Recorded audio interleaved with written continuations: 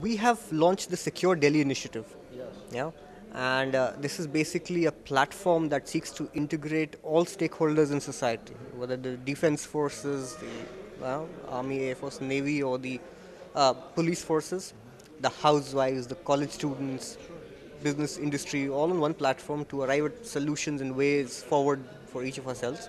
Would you think of an idea like this? Do you endorse something like this? Um, you know, Delhi needs to have something like this. You see this occurring in London. You see it occurring in New York City. In Singapore, even though it has a commercialized police force, this same template exists. And there are different flavors and forms, but they bring together the private sector, they bring apart communities, companies, as well as the public sector. And it's gradually bringing these organizations together within a structured framework and applying the right types of technologies so that what they have to contribute to a safer, more secure city environment is accessible, where eventually the municipal police department will have available to itself a host of different sources of information that are reliable. And on the other hand, they are able to project information in the community in more venues than they have today. They're able to immediately access community civic centers and make them aware of a particular event, get out to critical infrastructure, get out to the media in a more effective manner, rather than just getting the information out to a police car.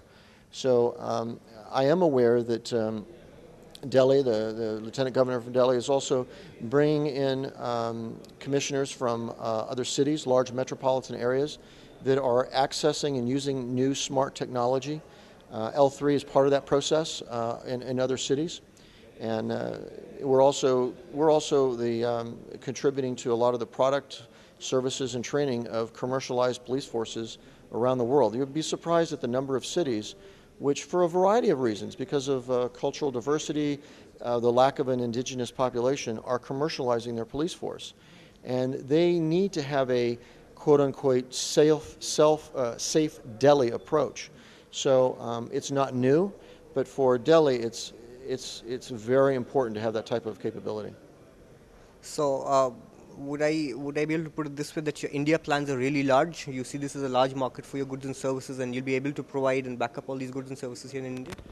Well, India, the subcontinent, is a large market for a variety of, whether it's for information technology, whether it's for green initiatives, whether it's for counterinsurgency, the technology to apply against that, whether it's marine and coastal surveillance, border protection, modernizing and training its police force. There are a number of opportunities. U.S. industry, the United States invests more money, research and development, into these particular focal areas than any other country. U.S. industry is positioned to provide a lot of those solutions. L3 is a U.S. corporation. We work with our other industry partners to provide a lot of these solutions. Sometimes we're in competition with them, sometimes we team with them. It's just the nature of business. But yes, India is a very diverse public sector. Their needs are extraordinary. They're growing every day. The environment isn't getting safer. The demands are increasing. So we are evaluating how to approach the public sector here in India. We certainly work with our embassy, with the American Chamber of Commerce, with various civic organizations, but we are relatively new to the Indian market. Other U.S. companies have been here for a while, but our value proposition is in several different areas than them. We don't make F-16 fighters. We don't build spacecraft and satellites. We are very focused on the homeland security market, and we're pretty excited about it. But we're sensitive. We're trying to understand how aggressive the Indian public sector is, the transparency of their tenders process, whether they actually are going to move forward with many of these initiatives. It takes a certain amount of leadership to make that happen, and so we're observing and we're very hopeful.